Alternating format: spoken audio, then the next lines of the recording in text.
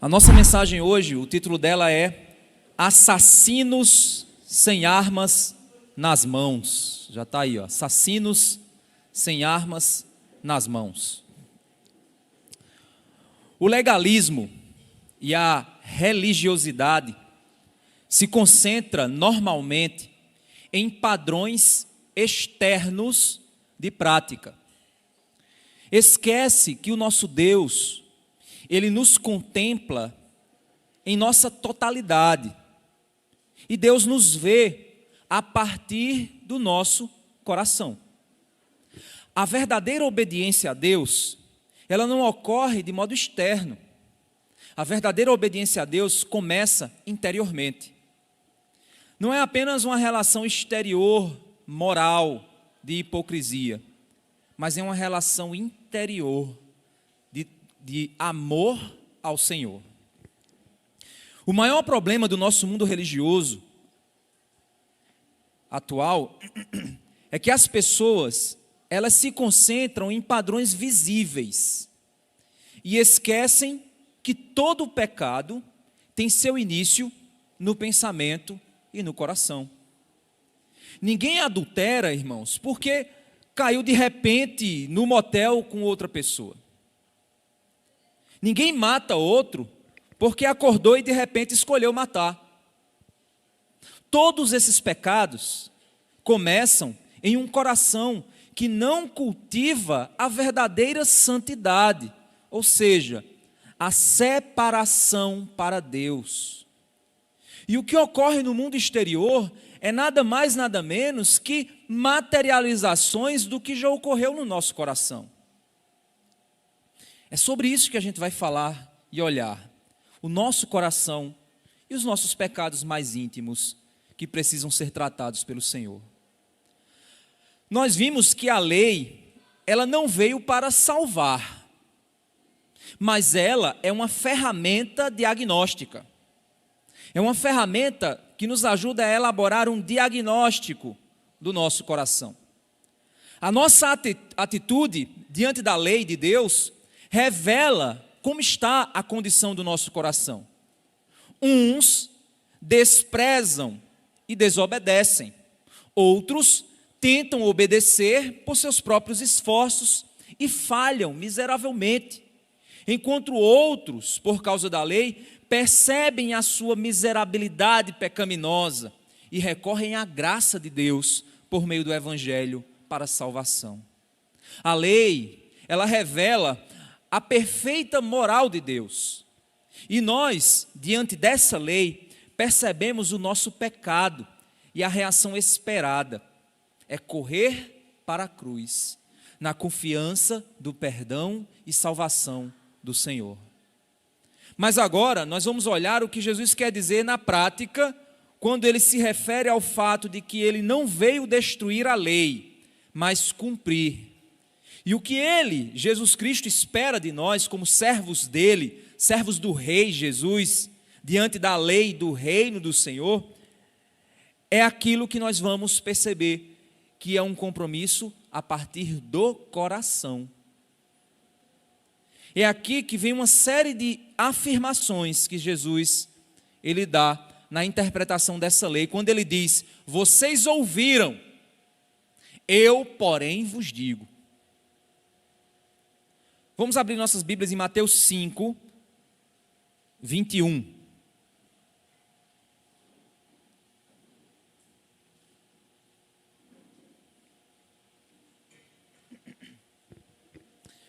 Mateus 5, 21 a 26, diz assim: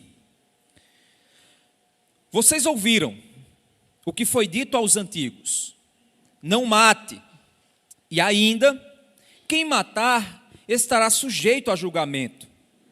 Eu, porém, lhes digo que todo aquele que se irar contra o seu irmão estará sujeito a julgamento. E quem insultar o seu irmão estará sujeito a julgamento do tribunal. E quem o chamar de tolo estará sujeito ao inferno de fogo. Portanto, se você estiver trazendo a sua oferta ao altar e lá se lembrar que o seu irmão tem alguma coisa contra você, deixe diante do altar a sua oferta e vá primeiro reconciliar-se com seu irmão, e então volte e faça a sua oferta. Entre em acordo sem demora com seu adversário, enquanto você está com ele a caminho, para que o adversário não entregue você ao juiz, o juiz entregue você ao oficial de justiça e você seja jogado na prisão. Em verdade, lhe digo que você não sairá dali enquanto não pagar o último centavo. Nós temos aqui Jesus falando sobre uma das leis, que é a sexta lei do Decálogo: não assassinarás, que é mais conhecido como não matarás. E que, na realidade, a interpretação correta é não assassinarás. E a gente vai entender um pouquinho por que essa diferença. O verso 21, se a gente voltar para ele, nós temos aqui: vocês ouviram o que foi dito aos antigos, não mate. E ainda, foi dito pelos antigos, quem matar estará sujeito a julgamento. Ouviste o que foi dito. Nós temos aqui Jesus fazendo referência ao ensino dos escribas e fariseus, saduceus, religiosos, homens da lei, sacerdotes e levitas. Jesus está fazendo referência ao ensino que era dado para aquelas pessoas através dos líderes, designados por Deus para ensinar ao povo a lei do Senhor. O que nós vemos então nos faz relembrar uma importante frase, quando Jesus diz: olha, vocês ouviram que foi dito o seguinte para vocês, foi ensinado o seguinte pelos religiosos, eu porém vos digo. Nós sabemos que Jesus, como rei, ele também é legislador, pois ele é o Filho de Deus. Ele é um profeta, profetizado por Moisés, que Moisés disse: se levantará no meio de vós um profeta muito superior a mim. E por isso nós podemos relembrar lá em João capítulo 1, do verso 17, que João diz assim: porque a lei foi dada por Moisés, a graça e a verdade vieram por Jesus Cristo. Às vezes, a gente para só no verso 17, e achamos que João está dizendo que a graça só veio por Jesus. É como se no Antigo Testamento não houvesse graça. Na realidade, se a gente continuar a ler o texto, a gente vai perceber que logo no verso 18, o verso seguinte, é dito assim: Deus nunca foi visto por alguém. O Filho unigênito, que está no seio do Pai, esse o revelou. Moisés não viu a Deus. Não sei se você lembra o relato que quando Moisés foi olhar, Deus disse: não, ninguém pode me ver, se alguém me ver vai morrer. E Deus ficou então de costa, protegeu a passagem para que Moisés não visse a Deus. Mas o pouco do que Moisés contemplou a respeito de Deus fez o rosto de Moisés brilhar, e as pessoas não tinham capacidade de enxergar, de olhar para Moisés, porque é como se olhasse para o sol. E aí Moisés teve que cobrir o rosto, porque a glória de Deus estava se resplandecendo no rosto dele, até que aquela glória se desvanecesse. Então, essa figura nos mostra que o legislador Moisés, aquele que trouxe a lei de Deus e a glória dessa lei para a contemplação do povo de Israel, era um homem que, ao ser contemplado a partir da glória de Deus, ele gerava espanto nas pessoas. Cristo, porém, ele não simplesmente é um Moisés, porque Moisés não pôde ver, mas ele está no seio de Deus, ele é Deus, e ele veio manifestar na sua totalidade o que significa a glória de Deus e a lei do Senhor. Então, o que ocorre aqui é que nós vemos que o que Jesus veio trazer a nós é a revelação completa, pois a lei estava incompleta em sua ação como lei, porque a lei não veio para salvar, a lei ela não vinha para salvar, mas a lei vinha para revelar o pecado e conduzir os homens a Deus. A lei vinha para dar o diagnóstico da condição espiritual na qual nós estávamos, e a partir desse diagnóstico nós percebíamos que precisávamos de Deus e buscávamos ao Senhor em sua graça. E Deus, em sua graça, nos salva, nos perdoa a partir de sua graça e sua misericórdia. Então, o que Jesus veio fazer foi revelar a ação completa do Pai. A ação da salvação a partir da graça. O Messias profetizado viria revelar a totalidade da solução que a lei não era capaz em si mesma. E nunca foi sua intenção realizar. O que acontecia então, irmãos, é que se a lei ela é encarada apenas como algo a ser obedecido, basta apenas ensinar como obedecer. E o problema está resolvido. Na perspectiva do religioso fariseu, basta apenas criar um método, interpretar uma forma de obedecer à lei e passar para as pessoas essa forma de obediência. E se o povo obedecer à forma interpretada pelo fariseu, o povo então agradaria a Deus, acharia favor aos olhos do Senhor e, portanto, salvação. Era essa a prática. Como não havia uma percepção correta do que significava a lei, a religião farisaica, os escribas e fariseus, os saduceus e os religiosos da época, eles então olharam e disseram, peraí, a lei ela é confusa, eu não estou conseguindo entender como as pessoas podem obedecer essa lei. Então vamos fazer o seguinte, vamos interpretar a lei e vamos criar tradições e meios para ajudar o povo a seguir. Um exemplo muito claro nos dias de hoje. Existem igrejas que elas não conseguem ensinar as pessoas sobre como alguém deve se vestir com decência. Então, como as pessoas são, desculpa o termo que eu vou usar, acredita-se que as pessoas são burras, então é muito mais fácil determinar que tipo de roupa você vai usar, porque já vai pronto para você. Você não precisa usar o bom senso, você não precisa ser um cristão de bom senso e avaliar diante do espelho se a sua roupa está adequada ou não. O que é que eu faço para privar você de um bom senso que eu acho que você não tem?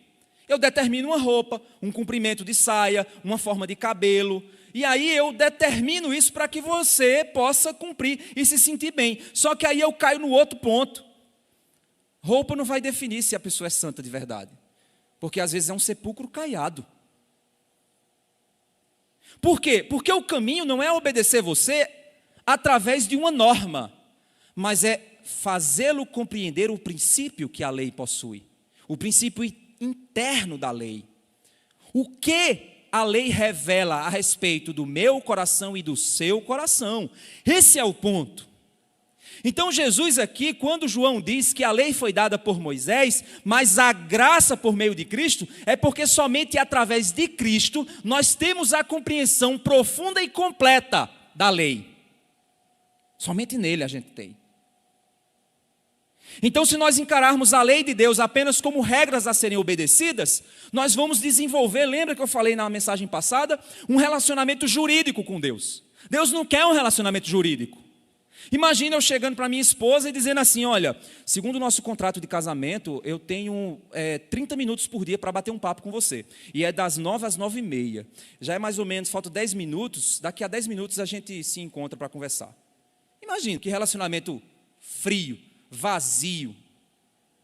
Ou seja, é um relacionamento jurídico. A gente assinou um contrato e nesse contrato tem cláusulas que determinam uma metodologia e eu tenho que obedecer essa metodologia de modo frio, somente para cumprir o acordo das partes. Não é assim que Deus quer de nós a obediência. Não é isso que Deus espera de nós.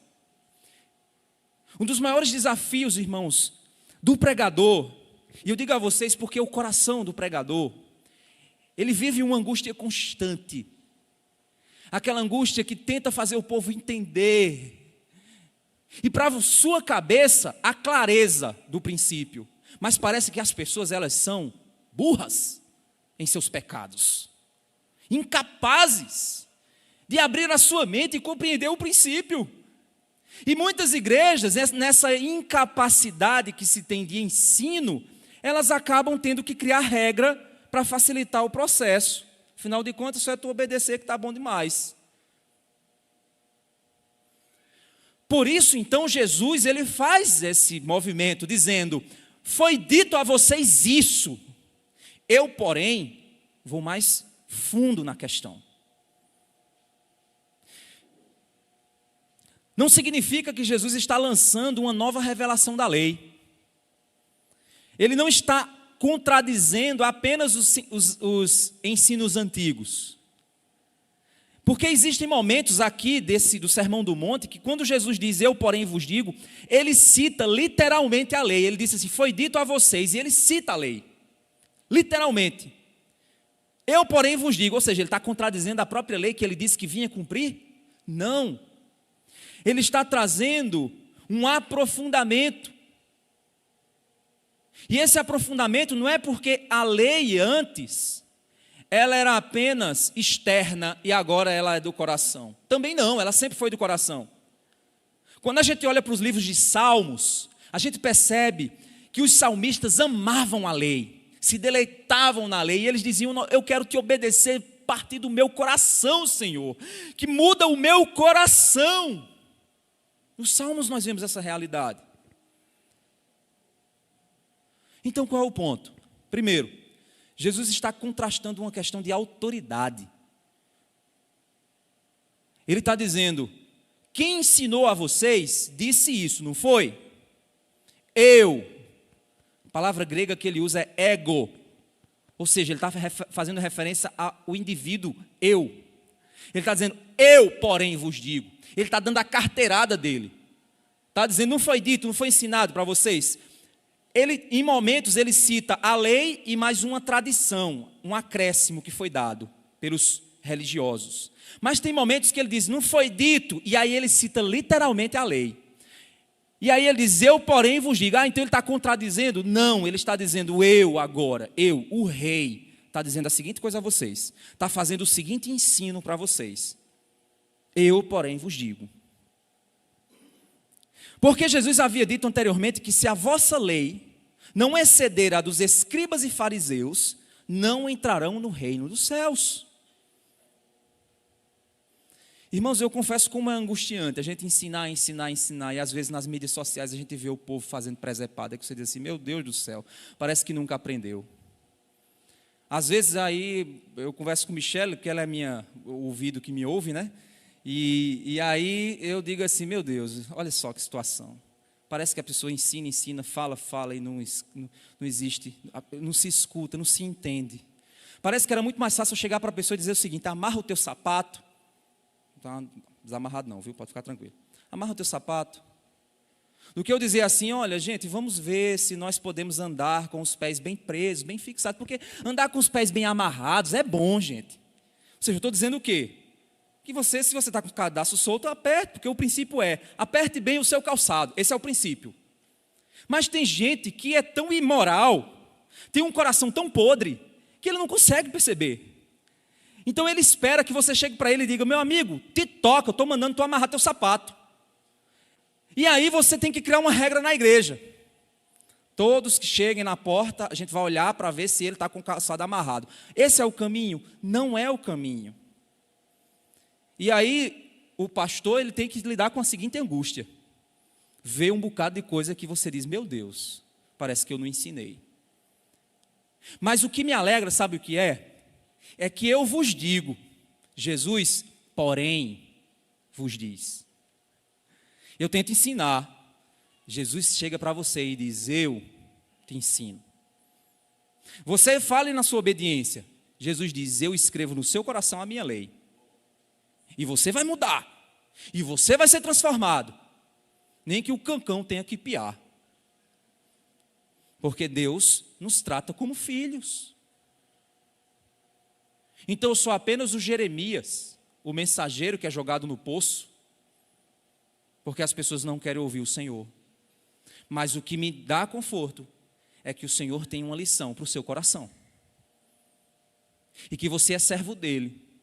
E que se você não me escuta, ele, porém, vai te falar. E eu tenho certeza disso. Se você é crente, ele, porém, vai te falar. E ele não quer apenas uma obediência externa sua. Ele quer que você se incomode a partir do seu coração. É isso que ele quer. Então, quando nós olhamos para isso, o que nós vemos é um confronto de autoridade.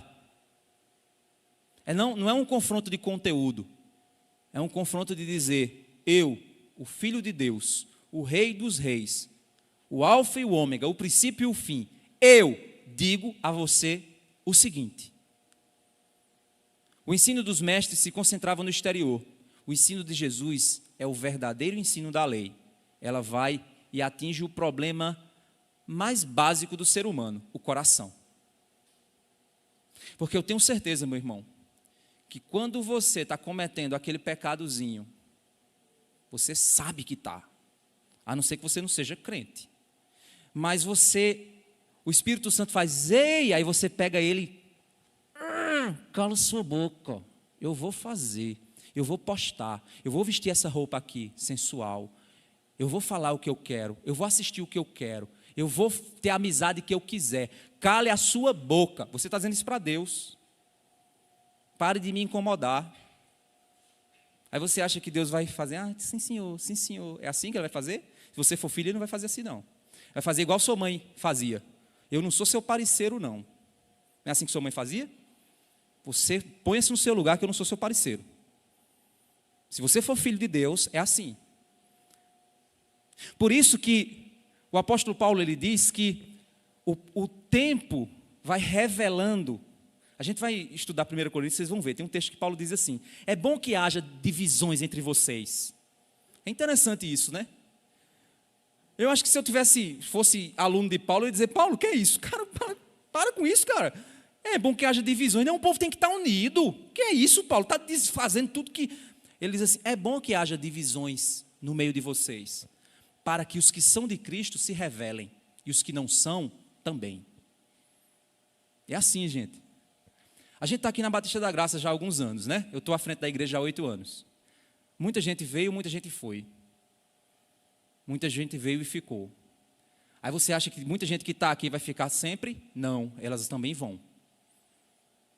E o tempo vai passando e a gente vai entendendo quem é quem, vai revelando o coração. E a lei de Deus permanece do i ao tio se cumprindo.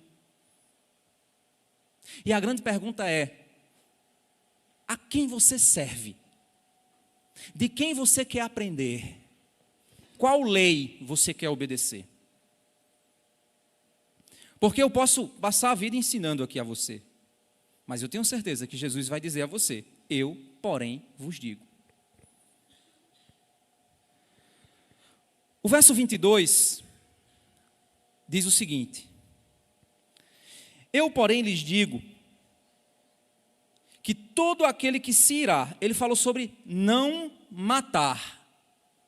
Ele diz: aquele que se irá contra seu irmão estará sujeito a julgamento. Olha só, ele está dizendo assim: quem matar estará sujeito a julgamento. Jesus está dizendo: eu, porém, vos digo, que não é quem matar, é quem se irá.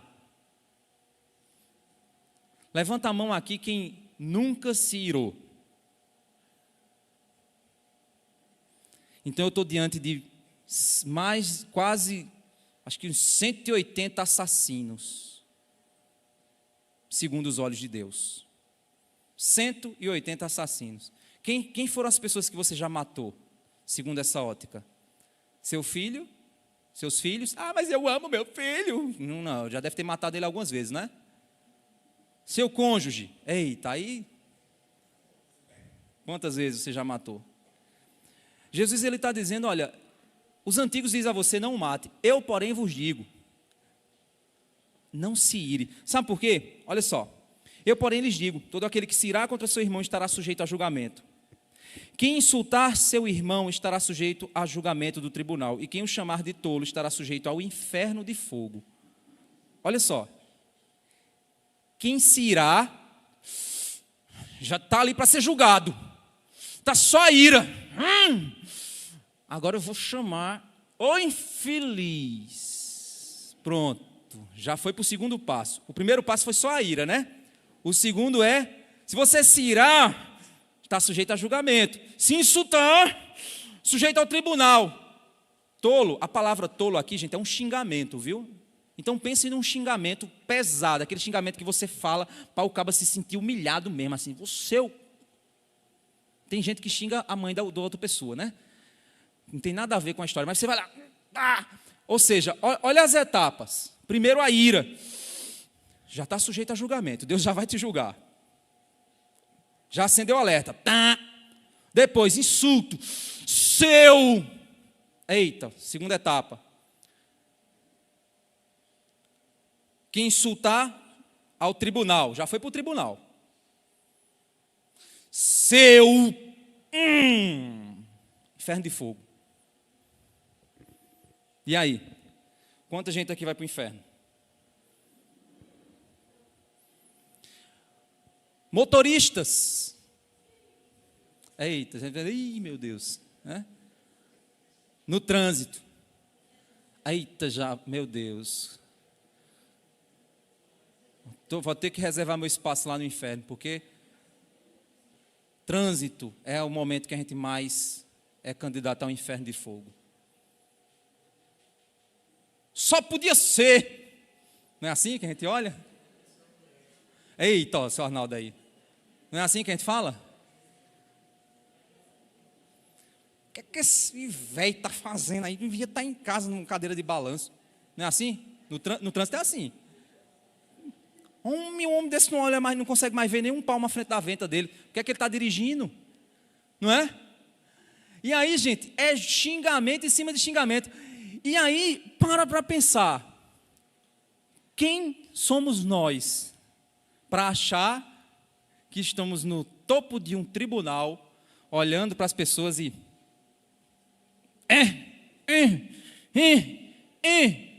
Não é assim? Jesus aqui, ele está dizendo o seguinte, foi dito a você, não mate. Se eu chegar aqui e olhar qualquer um dos, espero, né? Qualquer um dos que estão aqui, se a gente for na delegacia e buscar lá um boletim de ocorrência seu, né? Fazer uma análise, talvez aqui ninguém tenha matado ninguém, eu espero, né? Que a gente não tenha nenhum assassino em nosso meio. Se tiver e se arrependeu em Jesus, amém.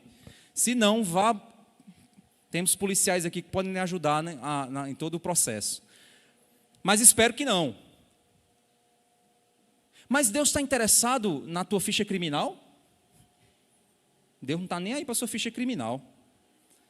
Ele olha muito antes disso. Ele também não está interessado nas tuas mãos. O que você fez, se você bateu, se você esmurrou, se você esfaqueou, se você atirou. Não, ele vai antes. Ele não está interessado se você falou. Ele vai antes. Ele começa dizendo assim, você se irou, começou o seu pecado. Vamos relembrar um pouco a estrutura da lei do decálogo, certo? A gente não vai lá, é em Êxodo 20, se você quiser depois você confere lá, a gente não vai lá não, mas vamos só relembrar, certo? É importante.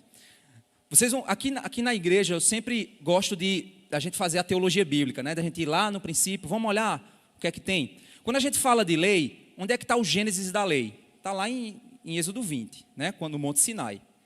É o Gênesis da lei. Então, assim quando eu vou falar sobre família, a gente volta lá para Gênesis. Da mesma forma, quando falar de lei, a gente volta lá para o Êxodo, certo?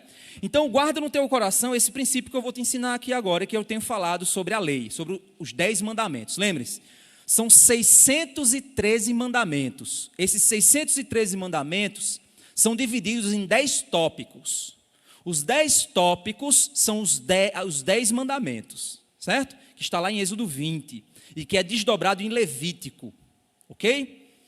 O primeiro mandamento e o último mandamento, eles formam um parêntese moral.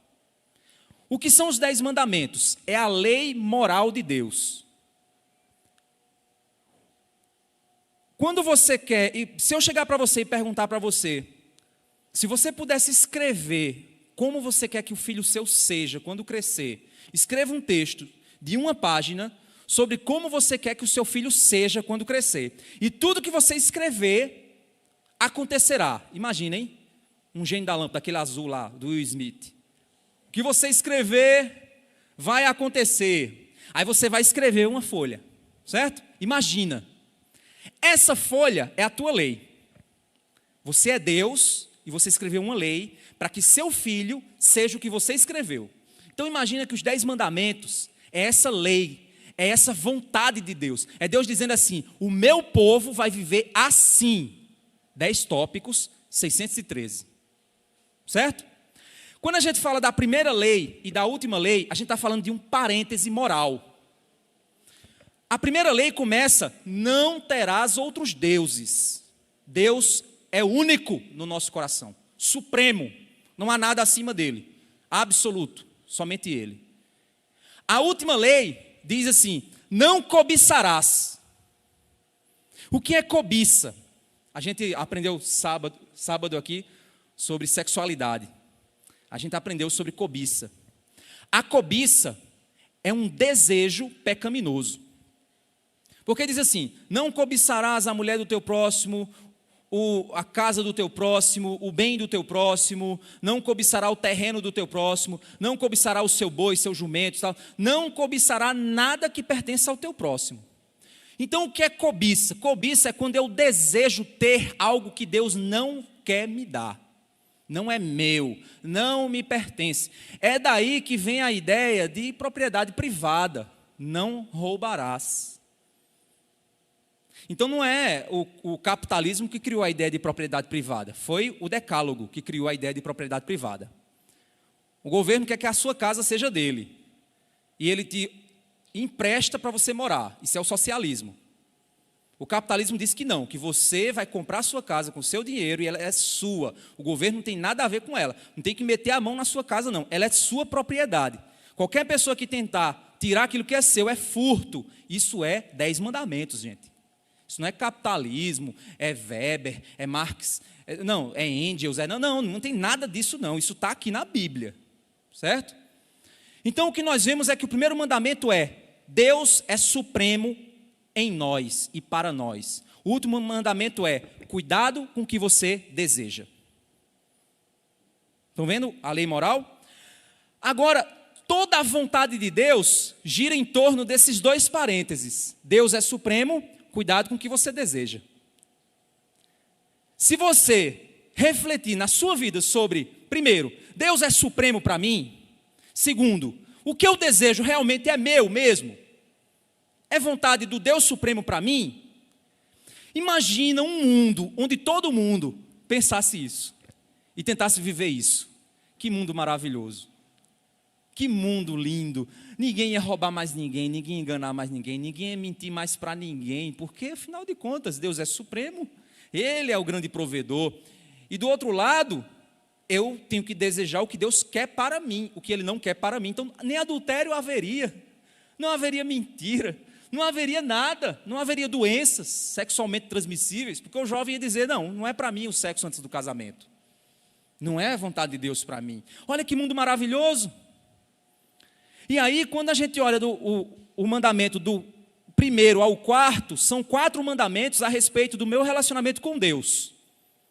Os 4 primeiros mandamentos. O 5º mandamento é o relacionamento de transição. É o relacionamento meu com os meus pais. Honrar aos pais é a primeira condição do coração humano para saber lidar com a autoridade. Quem aprendeu a honrar os pais, aprende a se submeter à autoridade dos homens e de Deus, no momento oportuno, dos homens e de Deus para sempre. Honrar aos pais, filhos que aprendem a honrar aos pais, são filhos que vão ter vidas saudáveis, porque são pessoas que se submetem à autoridade de alguém. Aprendeu a se submeter, e por isso elas vão aprender a obedecer a Deus. É consequência. E aí, depois do mandamento de honrar aos pais, que está dentro de casa, esse relacionamento primordial da minha vida humana, eu agora vou olhar para fora, vou olhar para a sociedade. E aí eu tenho o quê? Não assassinarás, não adulterarás, não furtarás, não dirás falso testemunho. Olha só que interessante. Esses 4 próximos mandamentos, eles me ensinam o meu relacionamento social. Primeiro, não assassinarás, respeite a vida humana. Segundo, não adulterarás, respeite a aliança que forma a família. Terceiro, não furtarás, respeite a propriedade do outro, ela não te pertence. E também, aquilo que é teu, doe, para que outro não tenha que roubar. Isso também está no Levítico, viu? Não que o outro tenha que roubar porque ele não tem, né? Mas assim, doe para quem precisa, para que ele também não seja levado a furtar. Mas se ele furtar, ele vai ser condenado, porque foi uma escolha dele. Certo? Deixar isso muito claro. Para ninguém dizer, ele é vítima, então não, ele não é vítima, é escolha dele. Mas o princípio de doação aos pobres está instituído em Levítico também. E não dirás falso testemunho, ou seja, comprometa-se com a verdade. A verdade deve ser dita. A verdade é verdade e ela faz o bem, por mais difícil que seja. Mas a verdade liberta. E aí termina, cuidado com o que você deseja. Olha que interessante. Se você olhar a lei de Deus dessa forma, você vai ver que a sociedade perde muito quando deixa de cumprir a vontade de Deus e deixa de aprender a vontade de Deus. É em cima dessa lei que Jesus trabalha o Sermão do Monte. Porque se você observar, depois, aqui rapidamente, você for ver aqui, depois que ele fala sobre a ira, ele vai falar sobre o adultério, depois ele vai falar sobre divórcio, depois ele vai falar sobre juramento, vingança, inimigos, esmolas. Olha que interessante. Se você tentar fazer um paralelo, você vai achar um paralelo entre o Sermão do Monte e os 10 Mandamentos. Olha que interessante.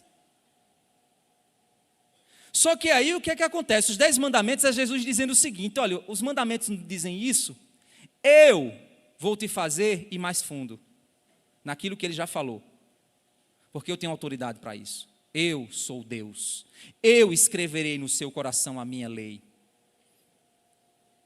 E aí é que começa então.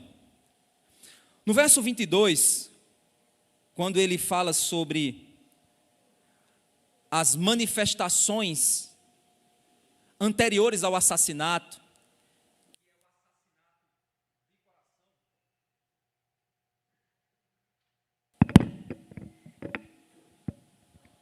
oi, voltou, estranho. Quando você tem o assassinato de coração, que é aquilo que Jesus chama de ira, para que o assassinato ocorra na prática, existe um processo anterior. O primeiro processo é a parte B do verso 22. Depois que ele fala da ira, né? Verso 22, deixa eu ver aqui, verso 22, isso. Eu, porém, lhes digo que todo aquele que se irá contra o seu irmão estará sujeito a julgamento. Aí ele vai falar sobre quem insultar o seu irmão, ofensas verbais. É a segunda manifestação desse pecado. Depois, ele interrompe relacionamentos. Olha o verso 23 a 24. Portanto, se você estiver trazendo a sua oferta ao altar, e lá se lembrar que seu irmão tem alguma coisa contra você, deixe diante do altar a sua oferta e vá primeiro reconciliar-se com seu irmão. E então volte e faça a sua oferta. Olha que interessante, gente.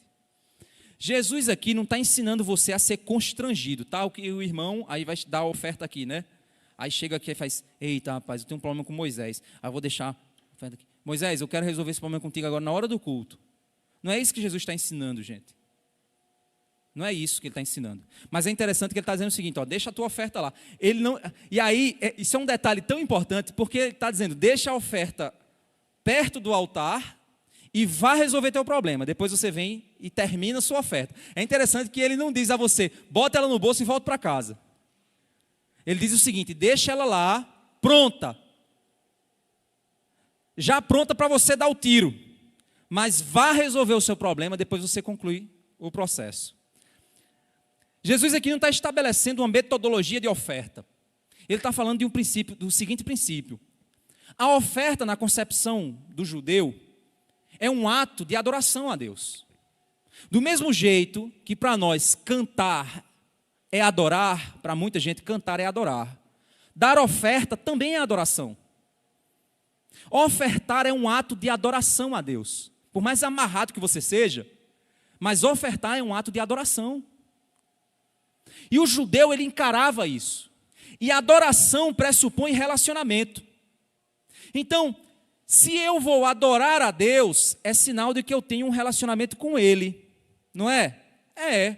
Então eu vou adorá-lo por meio da minha oferta. E a minha oferta é sinal de prosperidade do Deus que me abençoou. Então eu fui abençoado com a prosperidade do meu Deus, e eu estou devolvendo a Ele em adoração essa oferta. Ou seja, existe um relacionamento acontecendo aqui. Mas aí, eu tenho um problema com alguém. Eu me irei com o cara, insultei ele. Mesmo que seja no meu coração. E aí, o texto diz o quê? Se você tiver em um ato de relacionamento com Deus, de adoração a Deus, e você lembra que existe um problema com o seu irmão, então, pare esse relacionamento com Deus, no sentido do ato, e resolva o relacionamento com o seu irmão, no sentido do ato. E aí você volta e executa o ato de adoração. O que Jesus está dizendo é o seguinte: não me venha dizer que você me ama, se você não amar seu próximo. Onde é que vocês já viram isso? 1 João. Se alguém diz que ama a Deus, mas não ama seu irmão, é mentiroso. Porque como é que você diz que ama a quem não vê, se você não ama a quem você vê? A Bíblia está toda conectada, irmãos. E todo o princípio vem do Gênesis da lei. Vem lá do princípio. Vem lá de Êxodo 20, do Monte Sinai. Então, se outra pessoa quebrou o padrão que eu acho ofensivo, porque é assim, gente, de onde é que vem a ira? A ira vem da ofensa. A gente vai entender isso aqui. A ira vem da ofensa. Se tem uma determinada coisa que eu não gosto, por alguma razão particular, e você faz, você está me ofendendo. Mesmo que você não saiba, mas você está me ofendendo. Então, ao me sentir ofendido, eu me sinto ofendido porque você quebrou a minha lei. Então eu me iro. E essa minha ira me faz o quê? Reagir. E a minha reação a essa ira, primeiro é a ofensa. Eu vou te ofender. Eu vou te xingar. Biblicamente falando, o primeiro passo, a ira no coração, já me torna passível de ser julgado. Eu chego lá para Luciano e digo: peraí, Luciano, por que tu está com raiva? Deus, né, vai chegar e vai dizer: ô Luciano, por que você está com raiva? Não, Deus, porque você sabe que, o que é que Lucinéia está fazendo? Mas por que você está? Ou seja, eu já estou em processo de julgamento, eu estou julgando a ira dele. Deus está julgando a ira dele. Certo? Então a ira já começa a ser caso de análise. Aí vem a ofensa, que já é a primeira manifestação daquilo que está no meu coração. Eu ofendo. E aí nessa ofensa, eu quebro o relacionamento. Porque eu te ofendi, eu chamei você disso e daquilo. Então fui embora e quero saber de você. Ou até mesmo eu nem ofendi você e você ouviu. Mas eu já não quero papo contigo. Não é assim? Às vezes você está com raiva, não, eu não aguento aquela pessoa. Não quero papo com ele. E aí evita a pessoa, não fala com ela, não responde às ligações, não responde da forma que a pessoa quer, maltrata o outro, despreza o outro. E a pessoa fica: poxa, o que é que está acontecendo? Fulano nem fala comigo direito. Porque ele está, você talvez fez algo, ele se sentiu ofendido, está irado. No coração dele, ele te ofendeu, disse que você era isso e aquilo e aquilo e aquilo no coração dele. E aí quebrou o relacionamento. E aí Deus diz: espera aí. Nessa condição, você não tem que chegar ao altar e dizer: Deus, eu te adoro. Se no seu coração você está com problemas com seu irmão. Deus diz: eu não quero essa adoração, porque isso não é adoração. Isso me ofende.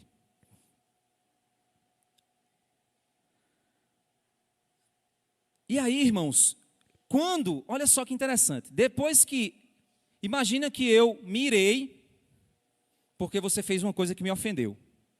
Depois, eu falei uma coisa que te machucou, e você ouviu. Depois, então, eu chamei você de um palavrão. Já estou para lá do inferno já, né? Segundo o que o texto está me dizendo.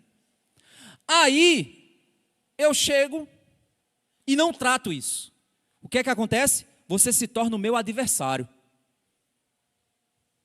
Não é assim que acontece? Quando a gente não trata relacionamento, aquela pessoa que às vezes era um amigo se torna um adversário. Aí olha o que é que o texto vai dizer logo na sequência.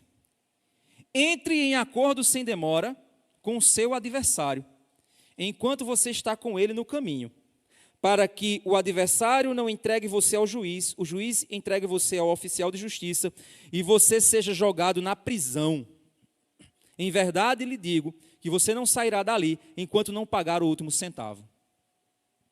Irmãos, a ira não tratada, a ofensa não resolvida e o xingamento não desculpado produz adversários. E esses adversários, se não forem tratados, produzem problemas para nós.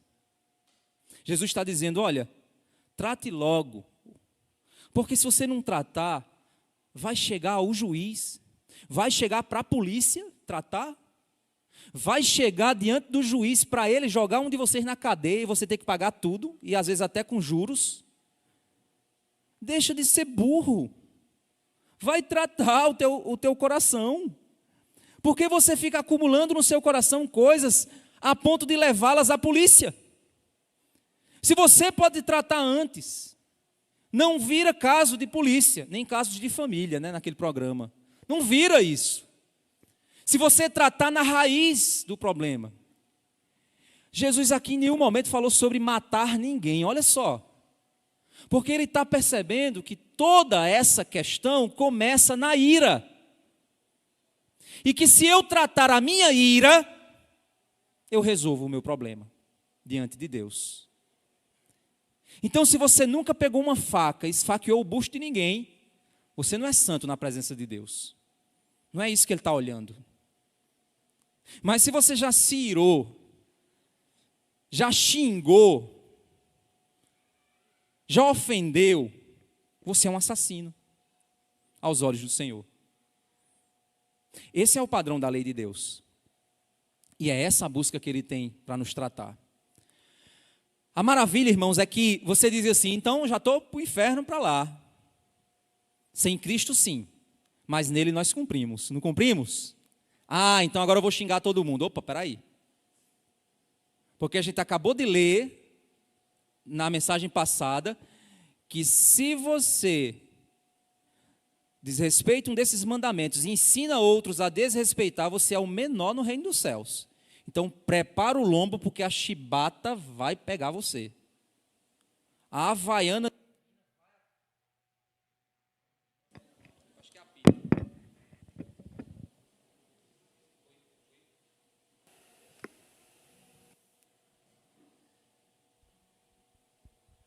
Oi, oi. Oi, oi, oi, oi, oi, oi. Oi. Oi, oi. Foi. Alô, som, alô, som. Alô, som, alô, som. Alô, som. Oi, agora foi. Então se prepara, eu estava na Havaiana, né? A Havaiana divina vai pegar você. Não é? A Havaiana divina vai pegar você. Se você é filho de Deus, você vai sentir a mão do Pai para te corrigir. Mas se você não é, meu irmão, se converta. Porque é aí que está, irmãos. Entenda isso. Se você conhece um crente que o cara vive irado, vive arrumando confusão e problema e tal, tem problema com a mulher, tem problema com o cachorro, tem problema com não sei o que lá, ou tem problema com o marido e tal, e você não vê mudança na vida do cara, para pensar, é crente aquela pessoa? Porque se for, peça para ele baixar a camisa, porque já está todo lapeado. Se não tiver, alguma coisa está errada. Ele não é crente. Porque, irmãos, às vezes que eu estou no trânsito e que um abençoado faz uma determinada coisa, tem momentos em que eu não chamo o cara de abençoado. E eu já fiz isso na frente dos meus filhos. Eu disse, pastor, confessando um pecado meu para vocês aqui. E aí eu digo, meu Deus, que coisa horrível. Como é que eu subo naquele púlpito e vou falar sobre isso com o povo? E dói o coração, irmãos, e ver que nós somos isso, essa coisa. E que o sangue de um justo foi derramado por uma coisa dessa. É isso que a gente tem que lembrar. E aí isso vai fazer com que eu sente retumbante, como o hino nacional, né? Esqueci como é. Eu sento lá bem calmo, não sei o que lá, Pátria Amada Brasil, como se nada. Não, eu vou lutar contra o meu pecado, eu vou lutar contra essa natureza. Eu pequenininho, gente, eu era igual um siri numa lata. Eu moleque, eu fazia karatê. Eu levei muita chinelada dos meus pais. Se controle, se controle, se controle. E aí você vai amansando. Mas aquele homem está lá dentro, ó, doido para pegar uma faca, doido para pegar uma faca, doido para pegar uma faca. Não é assim? E a gente se depara com esse homem interior. Você não se depara com esse homem interior que quer esganar, que quer dar um... Tá aqui, não é assim? Somos nós, é a nossa condição, gente. E diante dessa verdade, e diante de um Deus santo, sabe qual é o seu final? Inferno. Inferno é a sua condição. Então não fica justificando, mas é porque essa é a minha personalidade, quando eu quero falar, eu falo mesmo. Não, isso não é bonito. Isso é pecado. Isso é sujo. Aos olhos de Deus, isso é ímpio. Não podemos normalizar o pecado. Porque Jesus ele vai chegar para você e vai dizer, eu porém vos digo. Não é assim que se faz. Não é assim que um crente vive. Não é para isso que eu te salvei. É para você ter a minha lei escrita no seu coração. Então a gente tem pecados de estimação que a gente, não, mas é porque eu sou sanguíneo, eu sou colérico, eu sou, pelo amor de Deus, isso é outra coisa que inventaram aí no meio evangélico. É o horóscopo evangélico, agora eu sou o quê? Porque eu sou colérico. Não, que nada, você é um miserável, um pecador que precisa mudar de atitude do seu coração. Então não venha encontrar justificativo para o seu pecado. Ah, mas é TPM. Que mané TPM? Se converta. Não há justificativa para os nossos erros, irmãos. É por isso que o inocente foi moído numa cruz, porque nós somos lixo. Nós somos pó. Aos olhos santos e divinos, nós não merecemos absolutamente nada. E por isso, foi necessário ele morrer em uma cruz. Porque senão, não podia salvar, nenhum fio de cabelo da nossa cabeça podia ser salvo. De tão sujo que nós somos. E é essa a realidade, é essa a lei. A lei vem e te humilha. E diz para você, você é isso aqui. Tenha nojo. E aí você diz, miserável homem que sou, quem me livrará do corpo desta morte? Aí Paulo responde, dou graças a Deus por Cristo Jesus. Ele é minha salvação, Ele é minha vida, Ele é minha transformação, e eu não sou mais quem eu era. Eu não sou mais quem eu era. Eu não preciso fazer o que eu fazia. Eu sou outro. Pedro cortou a orelha de um homem e no final foi crucificado de cabeça para baixo. João, o filho do trovão, depois está escrevendo, filhinhos.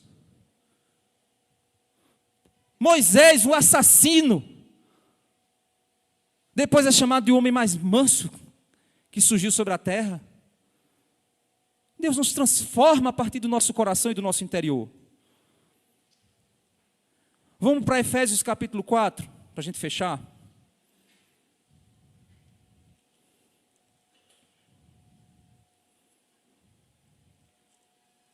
Efésios capítulo 4 tem um verso que diz assim, irmãos.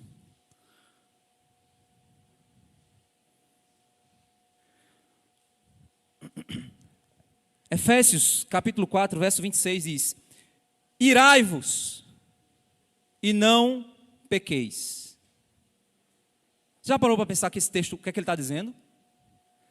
Espera aí, irai-vos e não pequeis. Jesus acabou dizendo que a ira é uma condição de pecado. Gente, vamos lá. Tem um salmista que diz, Senhor, eu os odeio com ódio santo. Você diz, como é que existe ódio santo? Existe sim, existe ódio santo. É quando você se ira, quando o padrão de Deus é quebrado. Quando você vê um pedófilo abusando de uma criança, você fica irado. Mas o que é que a gente quer? A gente quer fazer assim com as mãos e resolver o problema. Aí Deus diz, não, pertence a mim, a solução. Então essa ira é santa, mas a ação, não. E o que é uma ira pecaminosa? Pelo amor de Deus, eu falei 200 vezes que não deixasse a toalha molhada em cima da cama, e deixou a toalha molhada em cima da cama. Eu não sei o que é que eu faço nessa casa, que a toalha vive molhada em cima da cama, eu vivo dizendo que não é para deixar, eu vou ter que chamar a Stefane agora para consertar esse colchão, porque está morfado. Vem cá, menino, ei, menino, aí pronto, vai correndo, cada um para um lado. Essa ira é pecaminosa, sabe por quê? Porque foi quebrado o meu padrão. Eu sou o Deus Lázaro. E eu tenho um conjunto de regras e leis que, se forem quebradas, aí você vai ver a minha ira santa. Não é assim que a gente é? Eu não acredito que ele está dizendo isso de novo. Eu disse a ele que ele não falasse isso perto dos outros e ele está falando. Ou seja, a ira, irmãos, é uma condição que nos foi dada. Aí nós somos imagem e semelhança de Deus. E por sermos imagem e semelhança de Deus, nós também manifestamos emoções, fazem parte de quem somos. O nosso Deus, quando olha para o pecado, ele se ira por causa do pecado. E ele vai agir, e ele tem direito de agir, porque ele é Deus. Certo? E aí ele foi e nos deu o atributo da ira também. Por isso que quando a gente vê que um padrão foi quebrado, a gente se ira pelo padrão quebrado. O problema é qual padrão você está se irando. É um padrão pessoal e próprio, do teu reino particular, do qual você é rei e juiz. Você é o ministro do STF da sua casa, que julga, que condena, que manda a Polícia Federal, que faz tudo. É você? É sobre qual padrão moral você se ira? Porque se o padrão moral no qual você se ira não é o padrão da palavra, a sua ira é pecaminosa. Você precisa tratar. Você precisa tirar do seu coração. Agora, se a sua ira é porque o padrão de Deus foi quebrado, essa ira é santa. Mas não pequeis. Irai-vos pelo pecado. Mas cuidado com o que você vai fazer logo depois. Depois da ira, você vai querer agir, reagir. E é aí que vem um problema. Irai-vos e não pequeis. Não se ponha o sol sobre a vossa ira. Não deis lugar ao diabo. O que isso significa? Trate. Não se ponha o sol sobre a vossa ira. O que é que ele está querendo dizer? Ele está dizendo o seguinte: não vá dormir sem resolver o problema. Não é que você tem que resolver no mesmo dia. Não é que você tem que tratar no mesmo dia. Mas o que o texto está nos dizendo é que se você não tratar aquela ira no seu coração, aquela ira vai fermentar em você. Aquilo vai se acumular no seu coração. Você vai virar uma pessoa irada, constantemente irada, e aquilo vai ficar vai te consumir, vai chegar ao ponto que você vai explodir. Então trate a ira no seu coração. Trate no seu coração. Para que Satanás não tome a ocasião da sua ira e faça bobagem. Essa é o conselho de Deus. E aí você pergunta, diante disso, o que devemos fazer então? Olha só, a gente tem que mudar de vida. Olha o que o texto continua dizendo. Aquele que roubava, não roube mais. Pelo contrário, trabalhe fazendo com as próprias mãos o que é bom, para que tenha o que repartir com o necessitado. Ou seja, aquele que tirava dos outros, pare de tirar, faça o seguinte, trabalhe para ter, para dar. Olha só que interessante. Você tirava do outro para você. Aí diz, pare de tirar do outro. Faça o seguinte, trabalhe para você ter. Para no lugar de tirar, você dá. Olha a mudança de atitude. Aí ele continua dizendo, e não entristeçam o Espírito Santo de Deus. Não é o 29. Não saia da boca de vocês nenhuma palavra suja, mas unicamente a que for boa para edificação, conforme a necessidade, e assim transmita graça aos outros. Ou seja, no lugar de você ficar falando bobagem, na hora da raiva, no lugar de você querer fazer o que não deve, no lugar de você ficar falando bobagem com os outros, fale coisas abençoadas, Troque as palavras de maldição por bênção, para que outros sejam alcançados pela graça. Verso 30, e não entristeçam o Espírito Santo, no qual vocês foram selados para o dia da redenção. Olha que maravilha, gente. Apesar de tudo isso, mas temos o selo do Espírito, no qual nos dá a certeza da nossa salvação, apesar de ser quem somos. Que não haja no meio de vós qualquer amargura, indignação, ira, gritaria e blasfêmia.